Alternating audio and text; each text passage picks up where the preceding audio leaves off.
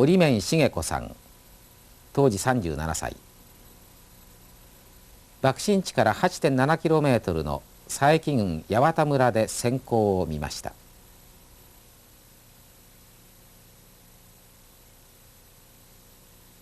原爆が投下されたのは朝の片付けなど終わってほっとした時でした。7日と8日の2日にわたって息子の茂さんを探し求めて市内を歩き回りました。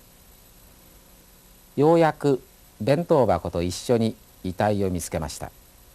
その時の話は真っ黒なお弁当と題して出版されました。またこの弁当箱は今原爆資料館に保存展示されています。赤い麦に米に大豆二通りのご飯炊いて、今日は大豆ご飯言ったらその茂が喜ぶんですよ。はあ白いその弁当言うてもうちに作ったじゃがいもの千切りを油で炒めて、それがおかずなんです。それを嬉しい言うんです。今頃のようにやった表現がやっぱり昔は地味なんですね。嬉しい持って出たわけです。何かあったら伏せるんよ、何かあったら伏せるんよ、日頃言うとりました。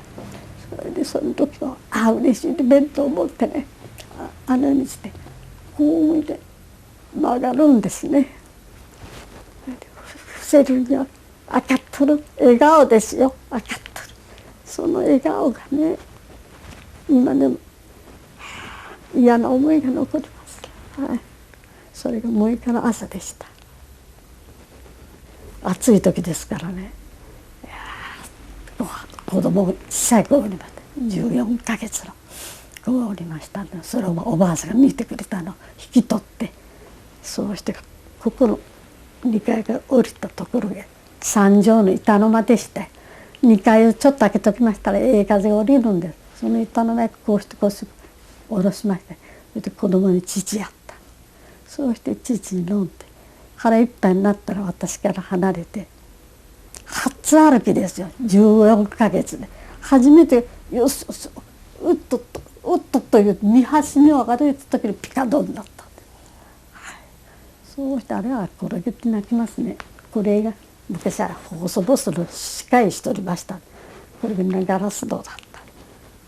それがピカッて光ったり、光ったんとパチッとテントそれが弾けた音とドンガチャガチャ、みんな一度でしたよね。ピカドンピカドンぐらいことじゃないんですよ。ピカパチッドンガチャガチャみんな一緒。そんなことで10時半経ってきましたね。そしたらもう橋の上をね、ここ高井沢から帰ってこられたんです、被爆者の人が。それでもう泣いてんよ。光はしまへんよ、もう焼けよるよ、出られやしまへんよ。そんな様子を話を聞いて、私も長野よおりまへんと、すぐ帰りました。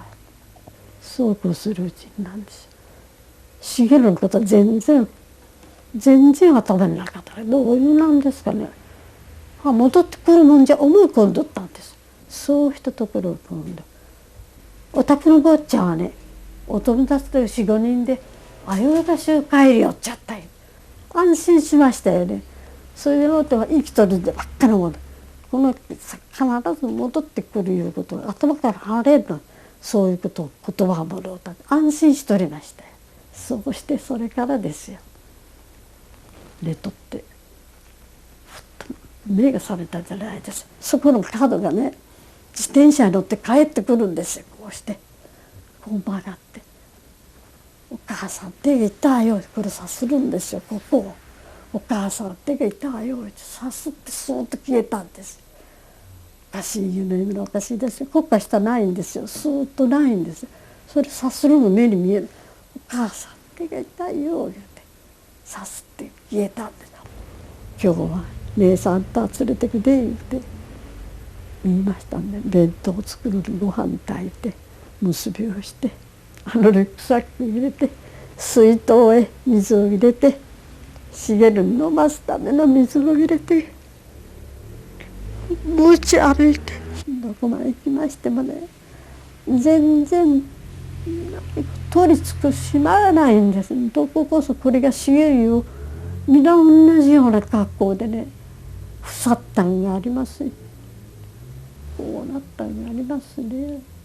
そうしたあの時に探しましたのにね、綾橋で4、5人が帰り寄っちゃったよ言うて、綾橋の方行ってよいぞ弟が言いますって、あれを探して、やっぱり今のよう考えてみたら今慰霊碑が立っております周りですね。あれを探してあっちの綾橋まで行きまして、あれを今度東のじゃあね西側ですよ、あれを渡って西側の道路をずっと下がって、そうして今の平和大橋ですわ、あれを渡ってこう帰る時に平和大橋に大武家になって男の人が、そうですよ、男の人がね目が飛び出て、ちょうどここから1センチぐらいね飛び出てこうなって大武家になって死んでられたのを見ましたよ。6日7日8日の朝です。